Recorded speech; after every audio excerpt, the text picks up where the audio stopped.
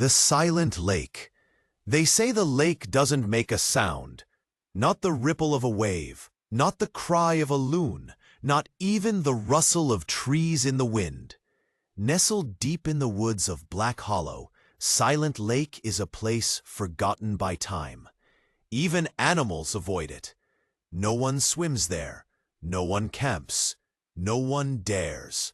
But college kids are notoriously bold. Emma, Tyler, Rhea, and Josh were out for one last adventure before graduation. They'd heard of the place through local whispers, old message boards, and urban legends. A dead lake, Tyler joked. Sounds metal. Josh had found the trailhead after hours of driving. A single crooked wooden sign marked the overgrown path. Silent Lake, 2 miles. They hiked in, backpacks full, laughter loud in the quiet woods. But the closer they got, the quieter it became. It wasn't just peaceful, it was unnatural. No buzzing insects, no birdsong, just a pressing, heavy stillness.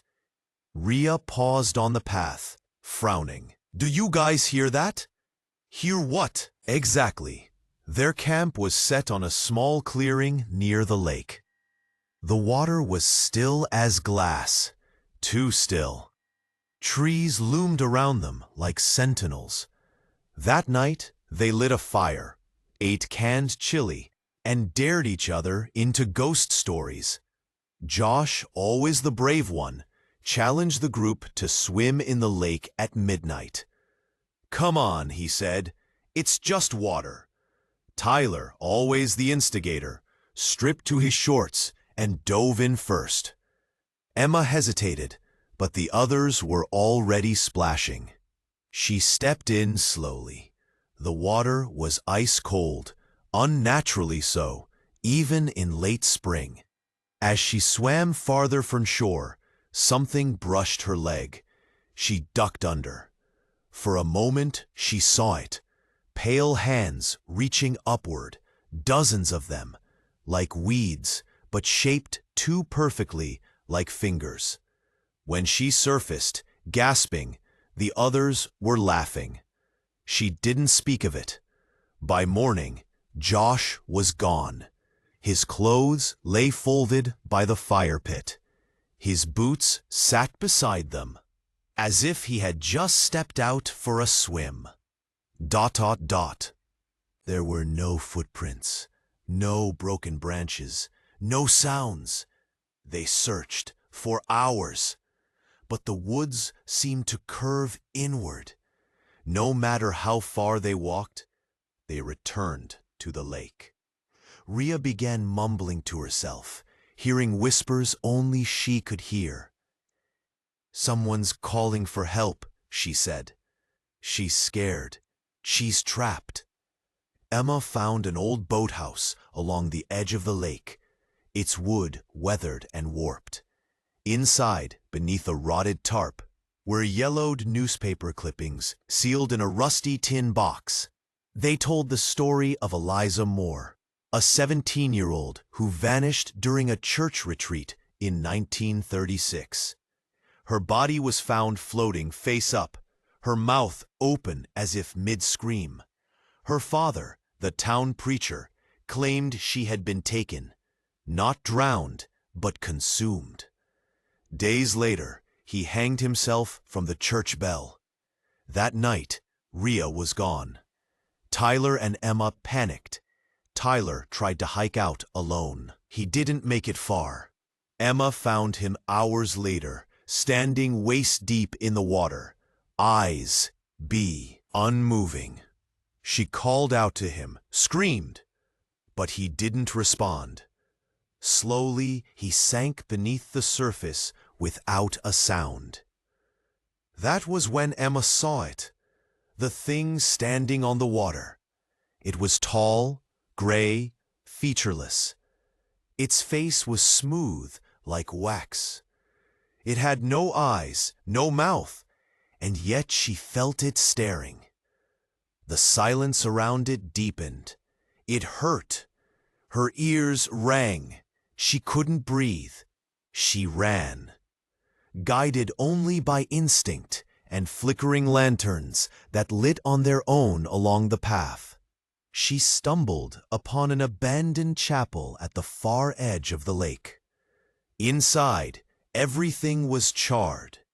Symbols were scrawled across the floor in dried blood. Circles, crosses, names. The whisper returned, louder. Bury me. End him. Beneath the altar, Emma found a loose floorboard. Inside, a skeleton, small and fragile, wrapped in a church robe and clutching a rusted iron cross. She knew it was Eliza, and she knew the thing in the lake was the thing waited. She chanted the words she'd found in Eliza's journal, words in Latin, prayer and plea. The air turned cold. The sky darkened. The lake boiled.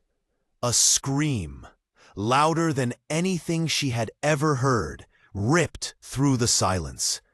The creature writhed, dissolving into mist. The water churned, then stilled, and the silence lifted. Emma was the only one who made it out. She told no one. No one would believe her. But still, hikers go missing near Black Hollow.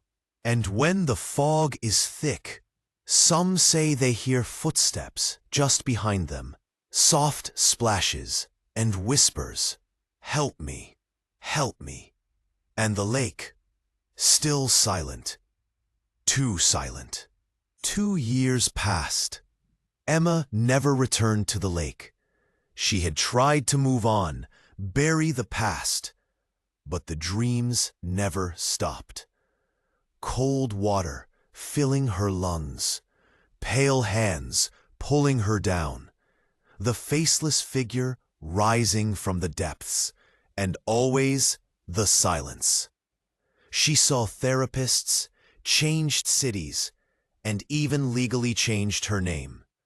But deep down, she knew it wasn't over.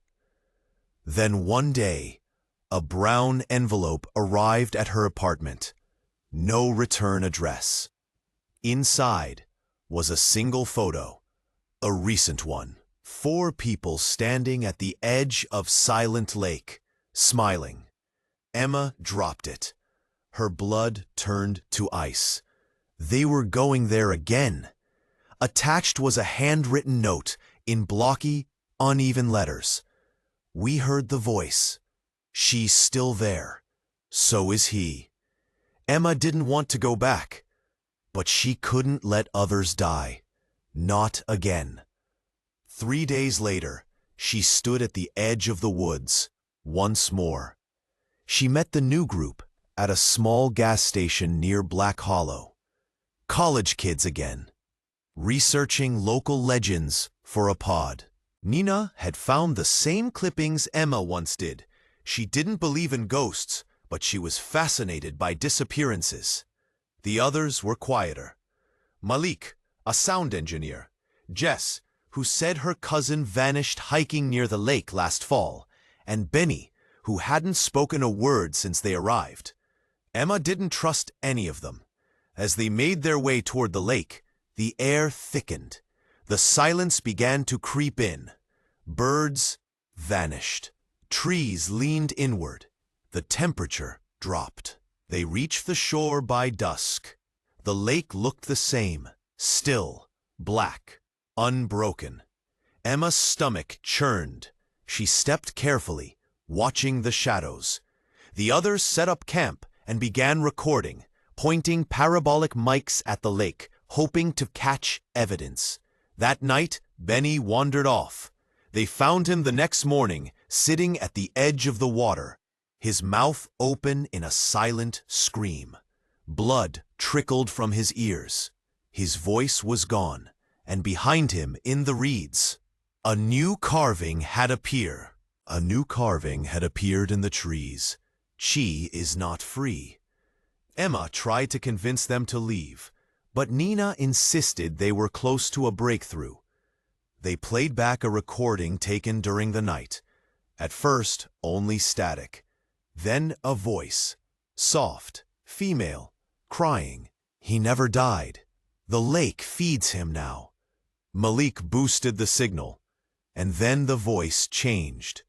Deeper, inhuman. I remember you, Emma. The recorder exploded in Malik's hands.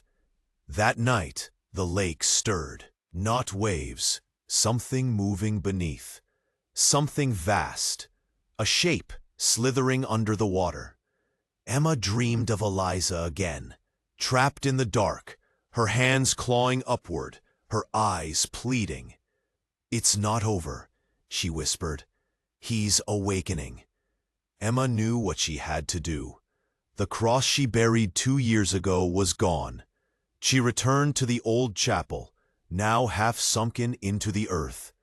Inside, the walls bled, the symbols were fresh. Something had returned. At the altar, new bones rested, not Eliza's. Tile, his eyes were missing, but his mouth was stretched into a grin. Emma lit the last match from her pocket. She looked toward the lake. The fog was rising. The surface began to breathe. And behind her, from the woods, came a sound that hadn't been heard in decades. Footsteps.